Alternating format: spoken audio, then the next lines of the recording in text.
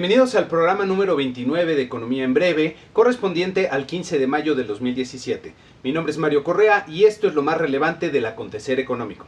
La frase de la semana es del periodista y poeta estadounidense Walt Whitman. Mantén tu cara siempre hacia el sol y las sombras caerán detrás de ti. El balance de lo ocurrido en la semana podríamos considerarlo nuevamente positivo, como resultado de un entorno global relativamente neutral y mejoría tanto en la economía de México como en los mercados financieros. En los mercados financieros el tipo de cambio se fortaleció 1.14% para terminar en 18.78 pesos por dólar la semana. Nuestro mercado accionario registró una pérdida marginal de 0.12% en la semana, con lo que llega a una ganancia de 8.29% en lo que va del año. Los otros mercados accionarios que seguimos alrededor del mundo y pueden verse en esta lámina registraron una ganancia promedio de 0.69%. En el entorno global hubo poco que comentar. El Banco de Inglaterra mantuvo sin cambio su postura monetaria tal como se esperaba, mientras que por otro lado hacia finales de la semana se observó un ciberataque que afectó a cerca de 200.000 víctimas en 150 países. Hay que recordar que uno de los riesgos que puede resultar importantes para el desempeño de los mercados financieros es precisamente este tipo de acontecimientos. Por lo pronto no hubo un mayor impacto sobre los mercados. Pasando a los Estados Unidos, el presidente Trump despidió al director del FBI, el señor James Comey, lo que causó una gran controversia al ser un hecho altamente inusual. Además, en lo que suena a amenaza, Trump le advierte vía Twitter que no vaya a resultar que se filtren grabaciones de sus conversaciones a los medios. Ello está generando dudas sobre la credibilidad del gobierno de Trump, ya que muchos preguntan por qué esa decisión se toma justo ahora que está en proceso la investigación sobre los vínculos del equipo de Trump con el gobierno ruso. Todo esto deja una sensación de crisis y desorden al interior de la Casa Blanca. Por otro lado, por fin fue confirmado el señor Robert Lighthizer como representante comercial de los Estados Unidos, quien será el que encabece las negociaciones del Tratado de Libre Comercio con nuestro país y con Canadá. Con esto se abre el camino para que en los próximos días la Casa Blanca indique al Congreso cuáles van a ser los objetivos que buscarán en la renegociación y nosotros podamos ver si vamos a continuar profundizando la integración comercial de América del Norte, que representa oportunidades para todos, o si vamos a tener un proceso tenso y difícil en la negociación.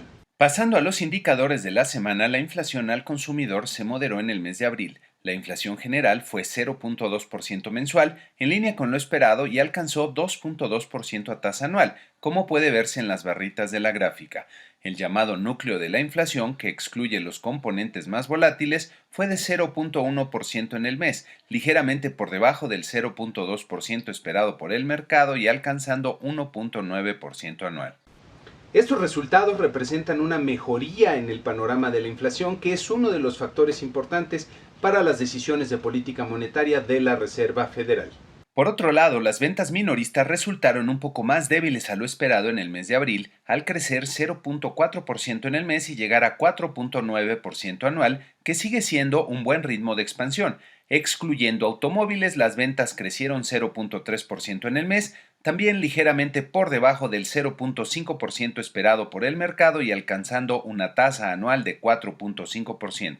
Pasando a México, la inflación del mes de abril volvió a resultar más alta a lo esperado, incluso a pesar de los factores estacionales que suelen generar una caída en los precios durante este mes. En esta lámina puede verse una parte del cuadro del INEGI que reportó una inflación positiva de 0.12% en el INPC, que contrasta con las caídas observadas en el mismo mes de los 2 años anteriores. Como es usual en estas fechas, los precios de los energéticos bajaron de forma importante al comenzar las tarifas eléctricas de temporada cálida en varias ciudades del país. La inflación subyacente, que excluye los componentes que más varían sus precios como los productos agropecuarios y la energía, fue de 0.45% en el mes. En su lectura anual, la inflación llegó a 5.82%, mientras que la inflación subyacente alcanzó 4.72% y la inflación no subyacente llegó a 9.25%. En esta gráfica puede verse la evolución reciente de los principales renglones de la inflación, mostrando una clara y pronunciada tendencia ascendente que muy probablemente continuará durante el mes de mayo, ya que se registrará el impacto de los incrementos autorizados a las tarifas de algunos tipos de transporte en la Ciudad de México. Miren, en principio se espera que este proceso de aceleración en la inflación sea temporal, sea una burbuja que comience a desinflarse de forma importante a partir de enero del año próximo. No obstante, existe el riesgo de que se genere una inercia indeseable en la inflación que la mantenga en niveles elevados por más tiempo. Para evitar que esto ocurra, se espera que Banco de México siga incrementando por algún tiempo sus tasas de interés, ya que esa es la forma de evitar que las expectativas de inflación, especialmente las de mediano y largo plazo, comiencen a aumentar. Por otro lado, se publicaron las cifras de la actividad industrial del mes de marzo que resultaron mucho mejores a lo esperado. La producción industrial total creció 3.4% real anual, como puede verse en la última barra de esta gráfica, lo que contrastó con la caída de 0.3% que esperaba el promedio del mercado.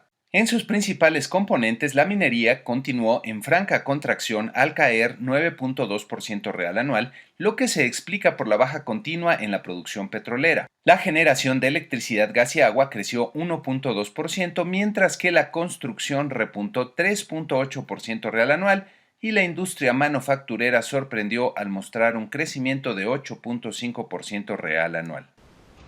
Miren, buena parte del incremento observado en marzo se debe al llamado efecto de Semana Santa, que es cuando se comparan marzo de este año contra marzo del año anterior. Cuando la Semana Santa cayó en marzo del año anterior, hay menos días laborables que marzo de este año y esto infla un poco las cifras. A pesar de ello, los resultados que estamos viendo en marzo son, sin lugar a dudas, positivos en términos de la actividad económica.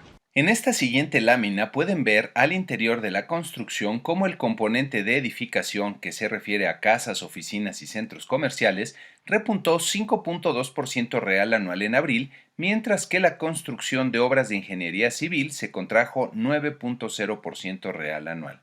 Uno de los componentes más importantes por su peso y relevancia es el de maquinaria y equipo que vemos en esta gráfica y que creció 9.8% real anual en abril. Las cifras de la industria automotriz en el mes de abril se debilitan un poco luego de que en marzo presentaran crecimientos espectaculares. En abril, la producción de automóviles creció 3.2% anual, esto es en número de unidades, las ventas internas cayeron 3.3% anual, mientras que las exportaciones mantuvieron una tasa de crecimiento elevada de 16.1% real anual. Por otro lado, la confianza del consumidor continúa con su proceso gradual de recuperación luego de la fuerte caída observada en el mes de enero, para subir de 81.0 puntos en el mes de marzo a 83.8 puntos en el mes de abril, mejoría respecto a los últimos meses, pero todavía por debajo de los niveles observados en los últimos 2 años. En la semana que inicia tendremos relativamente poca información. En el entorno global habrá que estar pendiente de cómo marchan las negociaciones entre Gran Bretaña y la Unión Europea en el proceso del Brexit.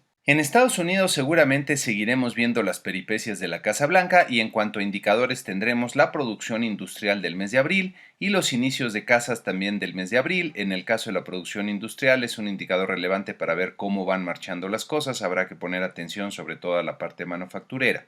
En México tendremos la decisión de política monetaria de Banco de México, para la que se espera por parte de la mayoría de los analistas del mercado que no haya cambio en esta ocasión, aunque dado el reciente repunte que ha tenido la inflación, podría haber una sorpresa de un incremento en la tasa de referencia. Y con esto concluimos este programa número 29 de Economía en Breve, con la invitación a que si lo consideran útil, se suscriban al canal, le den like y compartan el video. Muchas gracias.